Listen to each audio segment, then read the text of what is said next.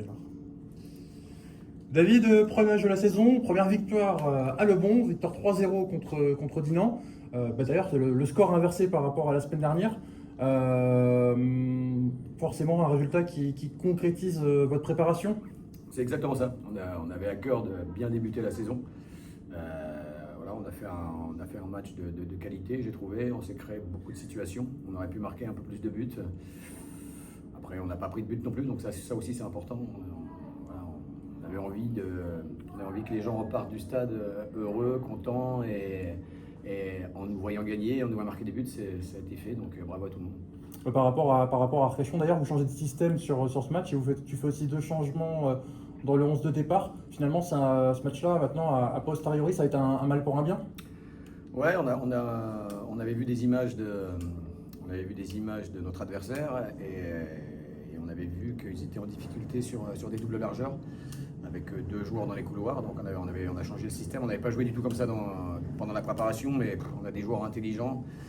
C'est ce que je dis aussi, le système c'est des mots, mais en fait c'est comment on anime sur le terrain et tous les gars qu'on a sont capables de passer d'un système à 3 à un système à 4. Ils ont tous déjà joué dans leur carrière à 3 ou à 4, donc on a bien travaillé cette semaine. Par contre, on a travaillé à 4 cette semaine, que ce soit offensivement ou défensivement, et les gars ont bien appliqué. Vraiment, ça a été bien fait et le plan de jeu a été vraiment bien respecté. C'est ce qui nous a permis aussi de gagner ce match-là, parce que l'entraîneur de l'adversaire a changé de système après aussi, mais voilà, on avait déjà fait la différence.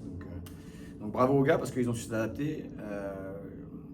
Je félicite aussi tout le staff parce que voilà, moi j'étais pas là, c'est eux qui ont fait le boulot principal cette semaine. Moi j'étais à Clairefontaine et voilà, j'avais déjà dit qu'on pouvait compter sur eux et que c'était des gens en qui j'avais entièrement confiance et nul n'était remplaçable. Ça l'a encore prouvé, donc bravo à tout le monde. Bon, sur le match en lui-même, vous ouvrez le score par Castera sur penalty. Le deuxième but d'Alissal qui est magnifique. Reprise de volée, on t'a vu sauter, faire un cheval de cabri sur le but. Forcément à 2-0 après 24 minutes de jeu. Le match il est bien embarqué et derrière il y a de la gestion à faire, mais en tout cas forcément avec 2 buts d'avance c'est bien. Oui. Certains disaient que Victor Elissal n'avait pas de pied droit. Bon, force est de constater qu'il a déjà un super pied gauche, mais là son pied droit a vraiment bien fonctionné. Ouais, c'est vraiment un beau but, bien amené. Je pense qu'on peut déjà annoncer qu'il sera dans le top 5 des buts d'Angoulême en fin de saison. C'est sûr, voire du championnat. Ouais. Du championnat aussi, parce que pour mettre une demi-volée extérieure de surface comme ça, comme elle vient, non, c'est fort. Mais après, on connaît la qualité de Victor, c'est un vrai bon joueur. Donc, en plus d'être un vrai bon mec. Donc non, c'est bien. Et puis j'ai dit aussi au groupe à la fin que voilà, ça validait la préparation de tout le monde.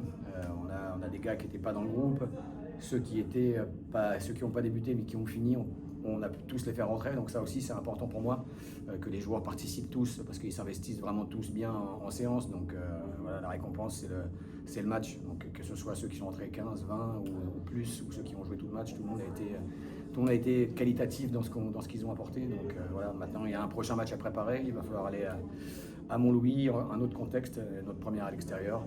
À nous de bien bosser cette semaine. Sur synthétique. Sur synthétique en plus, ouais. Donc à nous de bien bosser cette semaine pour. Ça sera pas un match facile. C'est une équipe qui est. Ils ont fait match nul, je crois, non? Je crois qu'ils étaient un partout à Saint-Malo. Ils perdaient vendredi, mais il me semble qu'ils égalisent. Ils ont égalisé, donc je sais pas exactement le score, mais c'est une équipe on a déjà vu un match, une équipe de qualité qui monte, qui sera sur l'euphorie de la montée. Donc pas facile d'aller jouer pour leur premier match chez eux à domicile en National 2, là, ça va pas être simple.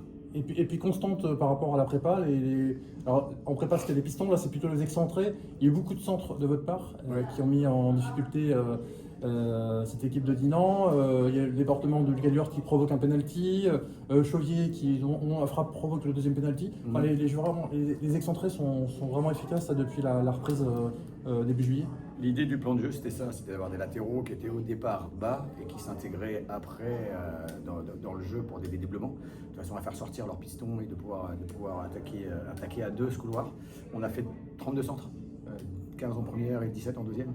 Donc ils ne sont pas toujours tous arrivés, mais rien que le fait qu'il y ait 32 centres déjà, c'est bien. Il nous reste encore à travailler un peu qualitativement, donc il y en a un peu plus qui arrivent. Mais c'était un peu mieux en deuxième mi-temps quand même. En deuxième mi-temps, ils sont un peu plus arrivés. On a les zones, Alex Limousin a pris les zones dans lesquelles les centres étaient arrivés. Et voilà, il faut que notre jeu soit axé là-dessus. Passage par les couloirs, centre et gars à la réception. Bon, et puis dernière question, on a aussi vu la classe Biberon en fin de rencontre qui est rentrée, le premier match en N2 d'Axel Thomas.